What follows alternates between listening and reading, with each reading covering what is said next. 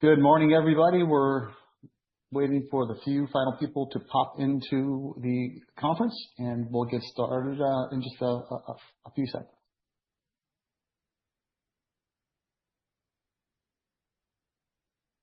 Everybody has joined the conference, so Randy, good to go.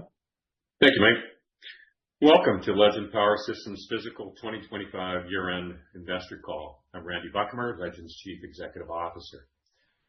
We're pleased to have you join us today to discuss our corporate progress and financial results for fiscal year 2025, which were the 12 months ending September 30th, 2025.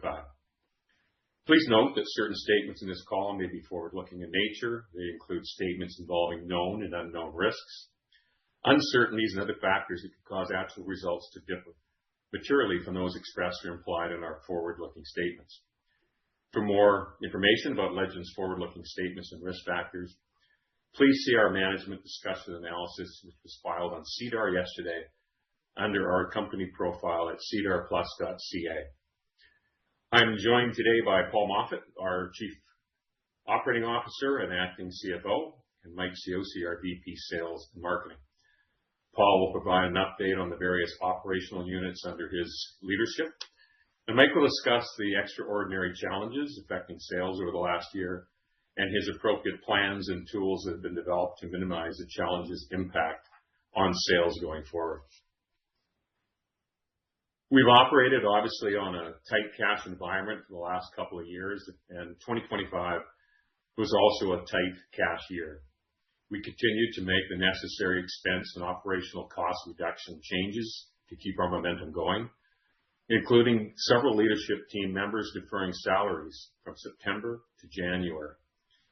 In addition, the team members were paid back only 75% of the salaries owed to conserve cash. The dedication and resilience shown by the Legend team during challenging times, in my opinion, has been commendable and heroic at times, and we thank our Legend team members for their ongoing support. In previous years and system generations, purchasing decisions were made on industry-standard energy-saving methodologies. Previous system versions cost varying from $60,000 to $100,000, and installations were $30,000 to $100,000. Today, systems are $125,000 to $250,000 and up, and installations $100,000 to $300,000. So decisions can't be just justified simply on energy savings, but combined with non-energy savings. Without industry standard methodology to measure the non-energy savings, prospects question the validity or how impartial non-energy calculations are. The skepticism has led to deal closing delays, and Mike will discuss how we're managing the challenge and how the combination of energy and non-energy saving provides very attractive payback ROI. We've also been frustrated during the year with the U.S. government flip-flops on programs and policy changes that have deferred significant orders. Expected commitments have been seriously delayed due to government intervention, including complete departmental shutdowns or eliminations. To be clear, we have not lost, or we don't expect to lose any U.S. government business. We've experienced delays, but expect good future order flow. And again, Mike will give more color on that.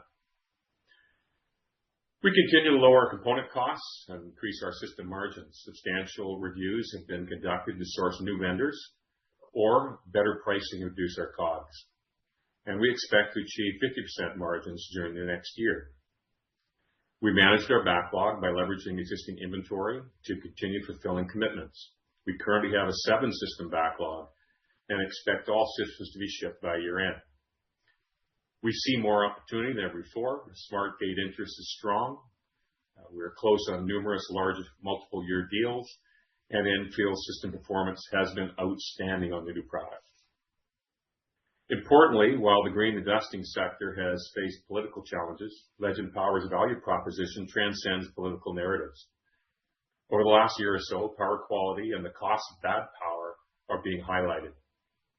By delivering lower costs, increased profitability, and reduced risk, we can provide enduring value rooted in traditional business fundamentals.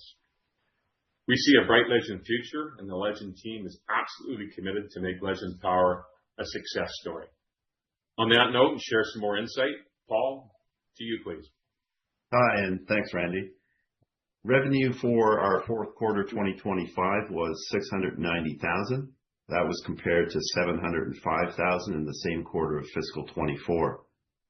Revenue for the year ended September 30th, 2025 was $1.7 million. That was down from $1.9 million fiscal 24.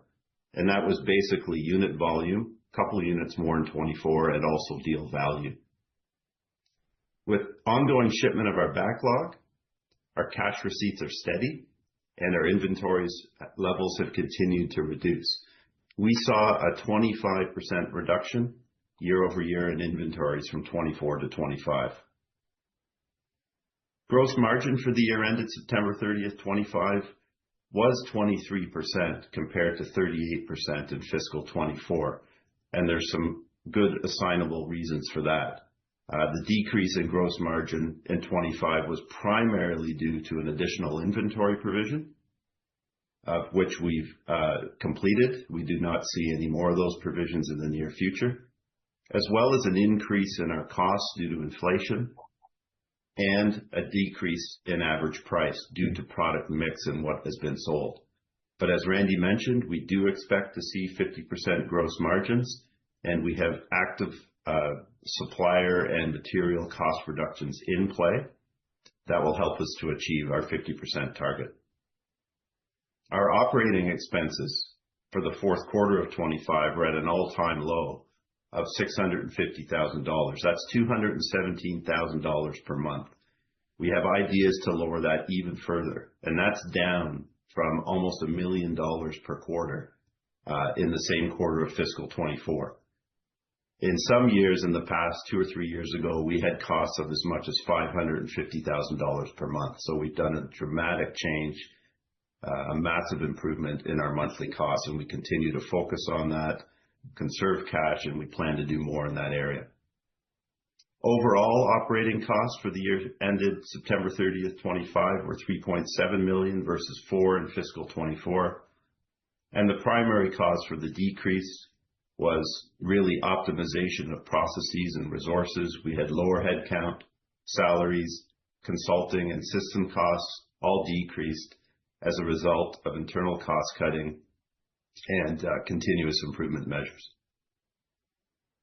In operations, we ended FY25 with 12 systems in backlog, or $1.3 million. Since then, 5 systems have shipped, and 7 are remaining that will ship over the fiscal, driving further cash receipts to support operations. We continue to manage cash very tightly, and we will do so throughout the year. Our monthly operating costs, as I mentioned, have reduced to $217K, and we target $200 per month.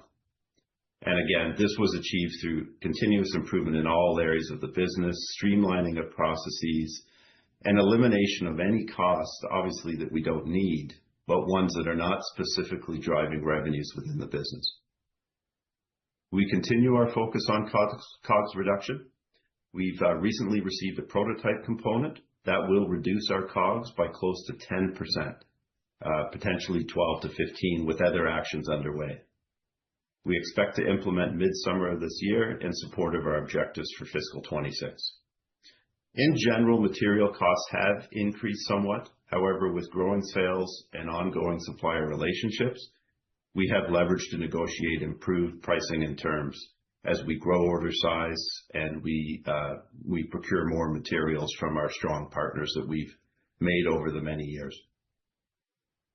With the stable Gen 3 SmartGate platform, engineering has focused on mainly system refinements centered around quality and COGS improvement, as I mentioned, as well as communications and security enhancements within the product.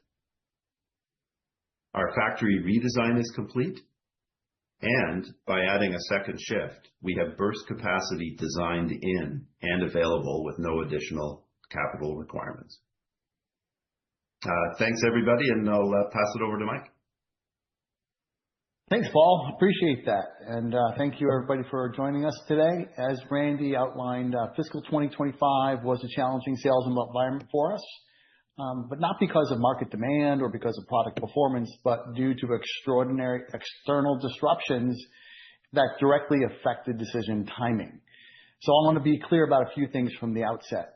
Make no mistake about it, power is getting worse. Building owners and operators feel it, and demand for our product is high.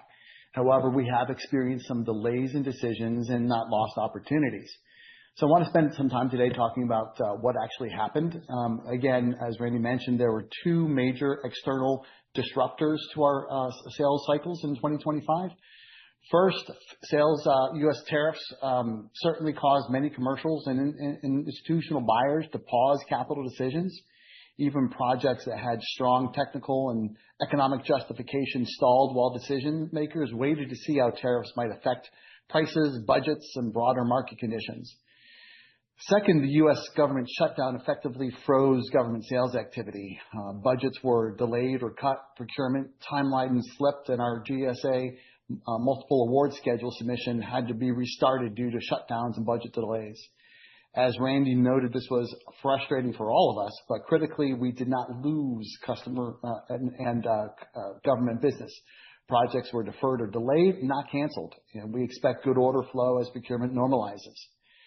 So I also want to talk about some things that went right in 2025 and why it matters. Because despite these headwinds, several things went right, and they materially de-risk the future. First is SmartGate system performance in the field has been outstanding. Installed customers continue to validate that the technology performs exactly as intended, delivering stable, high-quality power that improves critical building systems' life expectancy, reliability, reduces failures, and operating costs.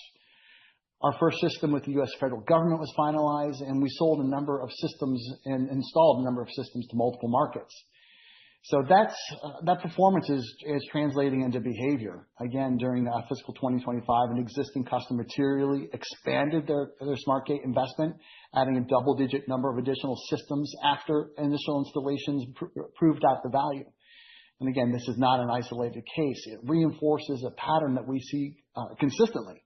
Once SmartGate is installed and the results are visible, customers move from evaluation to expansion. Second, our pipeline continues to grow and mature. Even as closes were delayed, we remain engaged with more than 20 active opportunities with visibility to over 200 potential SmartGate systems across those customers that could potentially develop into thousands of systems over time. While the first customer our close rates with our first customer sales are relatively lower than we'd like, as expected for a new category, our follow-on sales to existing customers exceed 70%. And that just confirms the strong value recognition once systems are in place and operating. So additionally, our deals are getting larger and more strategic. We are increasingly engaged at the portfolio and enterprise level with opportunities structured as multi-year rollouts rather than isolated pilots. This reflects growing customer confidence and a clear understanding of SmartGate's role as an infrastructure, not as an accessory. For example, our near-term pipeline for 20 customers and 200 systems represents a total addressable market of over 2,000 systems for the same 20 customers. So again, we're growing into high credibility verticals. We saw a meaningful expansion into mission critical and credibility building verticals. We've advanced multiple airport engagements, including active power impact assessments and pilots across several major airports. These environments are particularly important because they validate SmartGate as a reliability and resiliency platform, not just an energy efficiency tool. We also continue to build momentum across government and public sectors. While progress was slowed by shutdowns and procurement delays, engagement remains strong and the underlying demand has not changed. Additionally, we have some strategic partners and the role of resellers is a significant development for 2025, and it continues to grow for our partner-led selling processes. We're currently working closely with resellers and ecosystem partners who already have those trusted relationships with building owners, facilities managers, and institutional customers. These partners see SmartGate as a way to differentiate their offering, add new high-value revenue streams, and solve real operational problems for the customers are facing. As Randy mentioned, resale interest is growing, sell-through is starting to increase, and partner-led opportunities often represent the shortest and most efficient path to close business. So the most important sales challenge that we faced in 2025 was not product skepticism. SmartGATE works and customers see that. The challenge has been translating improved power quality into defensible, hard dollar financial outcomes, particularly outside of the energy savings. Now, SmartGATE delivers value through reduced maintenance repair costs, fewer equipment failures, extended asset life, which helps the depreciation schedules, as well as improved uptime and reliability to improve satisfaction. At present, there is no industry standard methodology for quantifying these non-energy benefits. That has caused some projects, especially finance and procurement teams, to pause. That's not unusual when you're starting a new market. The same skepticism existed years ago when the energy efficiency projects first entered in the market. Acceptance followed once data, standards, and third-party validation emerged. So here's what we're doing going forward. In fiscal 2025, we put the right tools and proof mechanisms into place to remove this friction. We are executing a multi-pronged validation strategy that includes a formal analysis of operating data from existing SmartGATE deployments. We're leveraging third-party actuarial maintenance and repair cost validation with our strategic partners, and our independent U.S. government validation via the GSA and Oak Ridge National Laboratory. Together, these efforts convert operational performance into financial proof that CFOs and institutional buyers can underwrite with confidence. This directly addresses the skepticism we encountered and materially shortens sales cycles going forward. So where are we headed? Looking ahead, we see more opportunity than ever before. SmartGATE interest is strong, the pipeline is growing, and deals are becoming larger and more strategic. With proven field performance, expanding partner involvement, and independent valuations underway, the foundation for scalable sales execution is materially stronger than it was even a year ago. Importantly, while parts of the green investing sector have faced political challenges, again, as Randy mentioned, Legend's value proposition transcends politics. We deliver lower costs, reduced risk, and improved profitability, which are rooted in traditional business fundamentals. And that message is resonating very well with multiple markets. So in closing and in summary, 2025 tested our sales execution in ways that few could have predicted. But it also clarified exactly what we need to change. We now have a proven validated platform, a growing mature pipeline, strong repeatable customer behavior, expanding seller and partner engagements, and a clear path to resolving the financial skepticism. Our sales momentum is rebuilding on a stronger, more durable foundation, and we believe the setup for fiscal 26 and beyond is meaningfully better than at any point in the company's history. So with that said, I thank you for your time and look forward to your questions. And thank you, Paul and Mike, for your leadership and commitment to Legend. Much appreciated. Just a quick summarization before we take questions is that we continue to see alternative energy growth, increased problems with the grid, and that insatiable demand for more power at higher costs to ensure Legend solutions have a huge marketplace.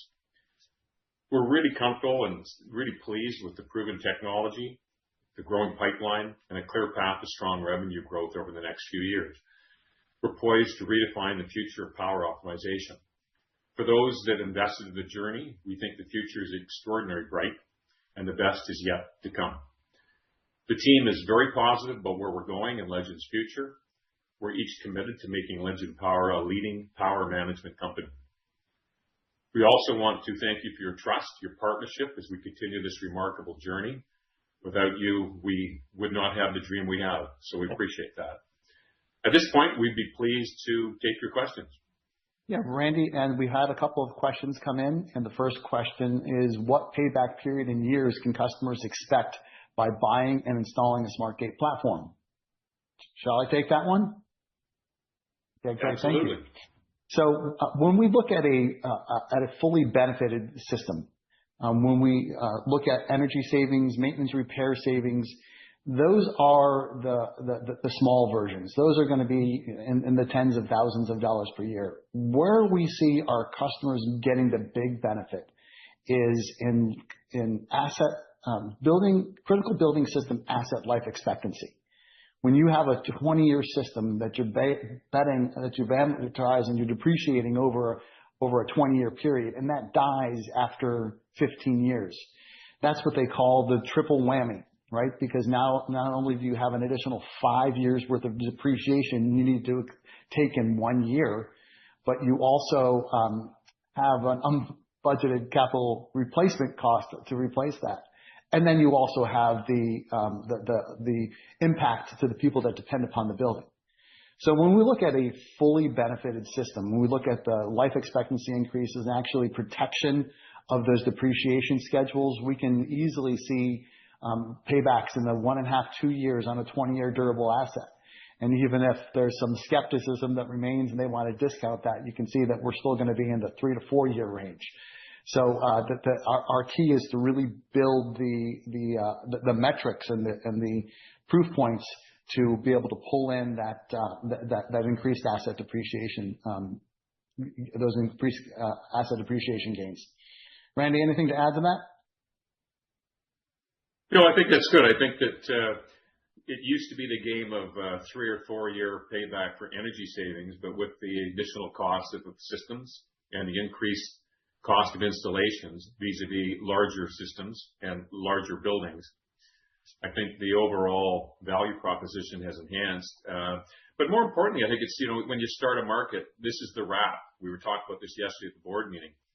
You develop a product, and because there is no incumbent, you learn how to wrap the product with the proper financial tools. How do you communicate savings, et cetera, in a meaningful way?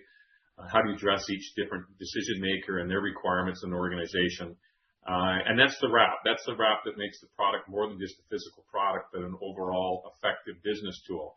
And I think we've really matured with that. And the sales process, et cetera, is much more aligned with the various decision makers and or key recommenders in building decisions. So I think it's very positive. Great. Another question came in. Can you tell us what the MAS means to the LPS opportunity set and any timeline for receipt of the MAS? Okay, great. Yeah, so the U.S. federal government has a organization which is called the GSA, General Service Administration. They are the ones that administer all of the common government contracts. They have a process which is called the multiple award schedule, and that's essentially getting in the catalog book, if you will. So that's where U.S. buyers and actually any public sector buyer can come in and purchase or can purchase under that multiple award schedule. So that multiple award schedule is going to be a massive opportunity for us because not only does it open the door to the federal markets, but also to literally to every state and federal market or state and local market in the United States as well. So massive opportunities for sure. And we look at the timeline again, because of some of the shutdowns, we were delayed in that, but we do have a meaningful review of our schedule coming up, and we expect to hear more on that in the coming weeks. So obviously, with any governmental process, there's a amount of a crystal ball, and my crystal ball is not functioning currently, but we do expect that to come very quickly.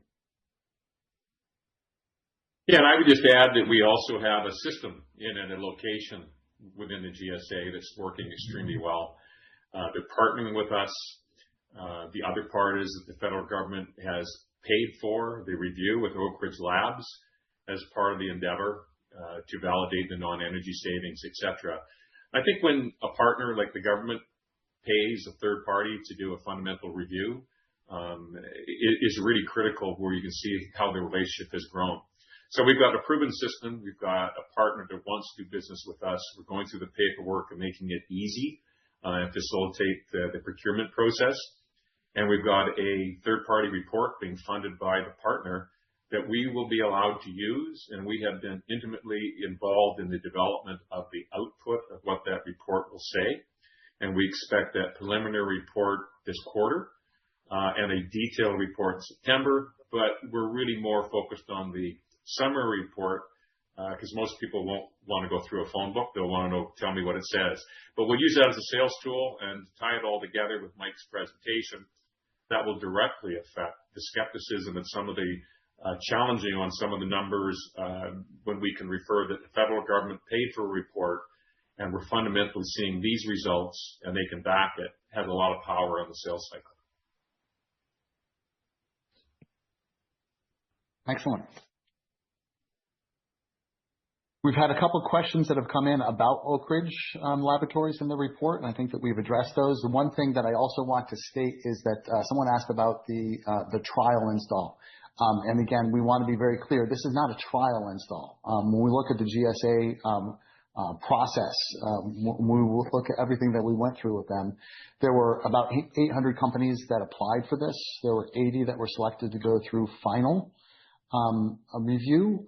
Of those 80, they chose to move forward with 8. And many of those 8 were to prove functionality. There were 2 that were selected for what they call portfolio, pilot to portfolio. So this is, it's not a trial program. They have the reports. They know the system works. What they're focused on is building out their metrics to come up with a broad scale deployment process. So I want to be very clear on what the GSA initial install is. It's not a trial. It is how can they build the proper metrics to be able to deploy this across their billions of square feet worth of real estate that they operate. And we are the only power management company that got selected to go forward. Absolutely. Now, the person who asked the question about both Oak Ridge and GSA, if there's any additional question, please let us know, because I think we've answered the question, but just in case. Yep. There was another question that came in. We mentioned that we have a strategy to deal with the customer skepticism around non-energy savings. And when do we expect to have evidence and tools to present to those skeptical customers? So I'll take that, Randy. Really what that comes down to is there are 3 major components to that. And the first piece of that is a new calculator. And that new calculator is going to give them visibility to when we say life expectancy of building systems and reduction of maintenance costs, to actually go through and be very specific about what systems we're talking about. Because again, it's HVAC systems, elevation systems, life and safety systems, air handling systems, lighting systems, life and safety systems, motor pumps and drives.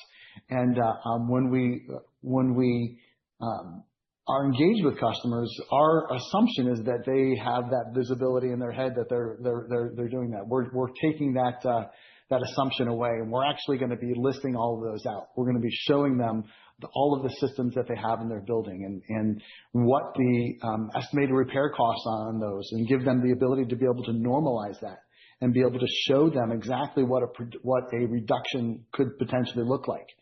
So the first step of that is that calculator, and that's in development. We're expecting another version of it. We hope to have that deployed in the coming weeks.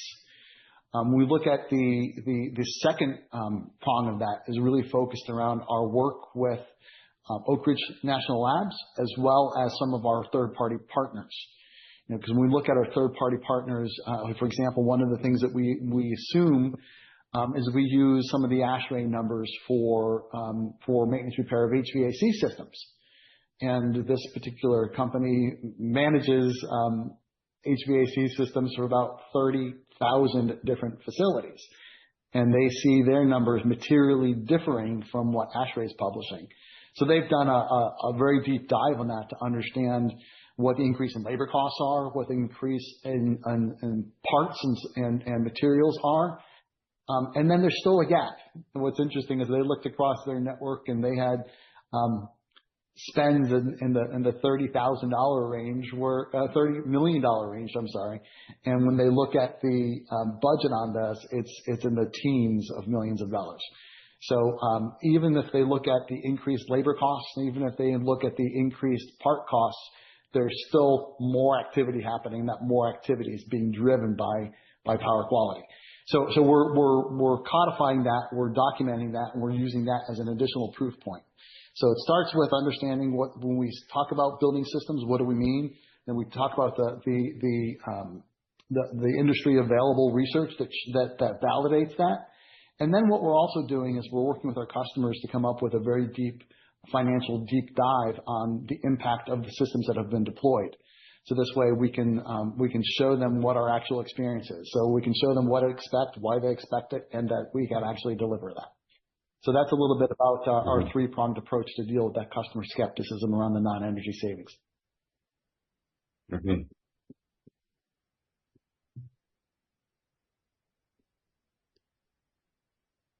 Any other questions? Yeah, there was another question that came in. Is there anything Legend Power can do to lower the customer SmartGATE installation costs? And if you don't mind, Randy, I'll take that one as well. Sure. Yeah. So there are a number of things. So first of all, when we look at the types of business that we have new builds and we have retrofits. On our retrofits is where our historical performance has been. And that involves finding space in an electric room and then modifying the existing infrastructure to install a SmartGATE. Versus new installs, we literally simply go in as another bay in the switchgear lineup. What we essentially do is we take a switchgear that's been an industry standard for decades and decades, and we transform that from a switchgear to a smart switchgear. So rather than just distributing what's coming in from the electric grid, we're able to transform that to what the building actually needs, and that's game changing for us. When we look at the cost difference, literally when we're going in with switchgear, the installation costs are reduced by 70-80%. So that's one thing that we can definitely do. Another thing that we're doing is one of our partners, because of just the sheer number of electricians that they work with, they want to standardize those installation costs. So what we're trying to do with them is a traditional retrofit is what they call a design build project, where you need to go through and look at all the specifications, and you need to design where it's going to go and how it's going to hook in, and there's engineering, there's design, there's all the different infrastructure that drives up the cost of those installations. And what our partner is looking to do is they're looking to standardize that and transform it from a design build project to a simple installation. So that's going to go a long way for helping us to overcome the unknown for some companies that have not installed a SmartGATE before. Randy, anything to add to that, Randy or Paul? Yeah, I think also, volume helps drive that down. I know when we had the orders for the school system in Ontario, we had 75, 80 systems quote in about a year and a half, and we dealt with one particular company that did, 90% of the installations for a fixed cost. I think when you can give partners a standard costing and regular order flow, it goes a long way. So volume makes a big difference. I think the other thing too is when you look at the GSA and people like that, where there's standardized building types, etc., it takes away that whole engineering cost of having to look at buildings and sort of customize installations and make it more systemic. So there's some really good opportunities there. When you have low volume and you're doing different buildings, obviously your costs are going to be higher. So there's some good news. I think there's some really good opportunities to improve the costing on the installation side.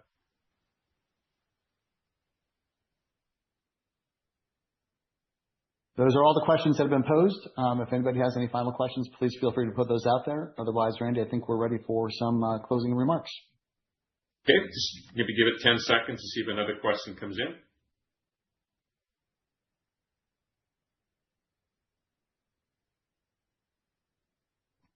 Okay, well, I will just summarize by saying that the U.S. electric grid, as everyone knows, and grids globally are facing increased power quality challenges due to aging infrastructure, billions and billions of dollars of infrastructure renewal that has to occur to address some of the challenges they have. There's growing renewable penetrations and a rising demand for electrification. I mean, with data centers and AI and everything we're hearing, it's just insatiable demand for power. which is great for our business. And these shifts are introducing significant power quality issues. We commonly use the term dirty power, or power quality challenges that are driving demand for smart gate solutions. We're really excited about where we're going and where the opportunities can be. As I said earlier, we have a committed and talented team. When people work for a third of the year without getting paid, I think you can say that they're committed. And when they take a reduction on their pay, they're committed. And we've got an outstanding active power management platform without equal. We're focused on achieving our sales objectives. We're closely managing our cash and reducing operating costs and securing sales deposits. We believe the future looks incredibly strong for Legend Power and our stakeholders. Again, we thank you for your support during the challenging times, and we look forward to sharing many Legend Power success stories with you over the next few years. Otherwise, thank you again, and have a great legendary day.